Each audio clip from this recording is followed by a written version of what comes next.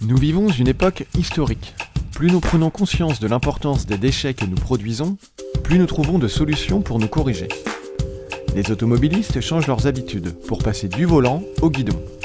Des dispositifs sont mis en place pour encourager les citoyens à passer aux deux roues. Les rues s'adaptent pour laisser la place aux vélocipèdes. En ville, on trouve des bornes de vélos en libre service et les vélos électriques ont la cote avec un service de location à l'année. Mais que faire quand ce Solex du futur devient à son tour un déchet ? Pour répondre à cette question, un atelier participatif de réparation de vélos, La Petite Reine, a eu la bonne idée de créer un partenariat avec le fournisseur de vélos électriques Keolis et la ville de Rennes. Il est question du réemploi de ces vélos électriques. Ils désélectrifient, c'est-à-dire qu'ils enlèvent la batterie, le système électronique et le moteur électrique pour revendre le vélo en bicyclette traditionnelle. Et les composants électriques alors ? Sont-ils jetés discrètement dans la Vilaine ? Et pour répondre à cette deuxième question, nous nous rendons à la Ferme de la Harpe et l'association Les Trois Regards, qui a bien voulu mettre à disposition de My Human Kit ses ateliers pour un focus mobilité. Durant 3 jours, une dizaine de personnes ont enfilé leur gants de travail pour fabriquer et adapter les moteurs de vélo électriques sur des fauteuils roulants.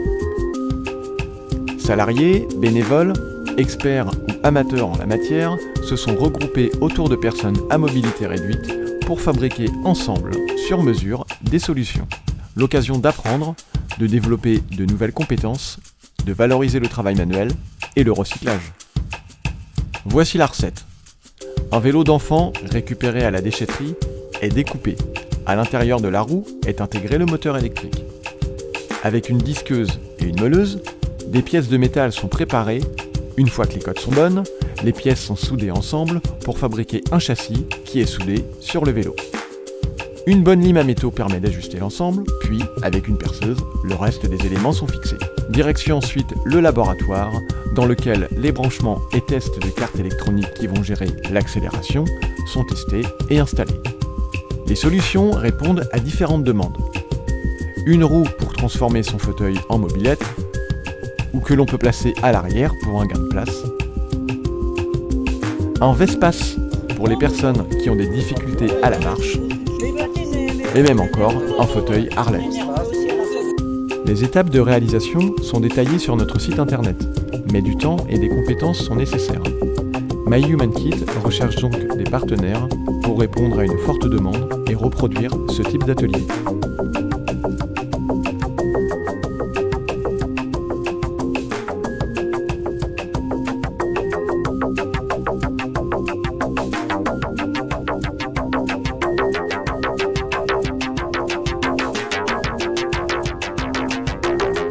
Ces solutions ne sont ni certifiées, ni commercialisables, mais elles ont le mérite de répondre à un besoin, de coûter peu et d'être un fabuleux terrain d'apprentissage.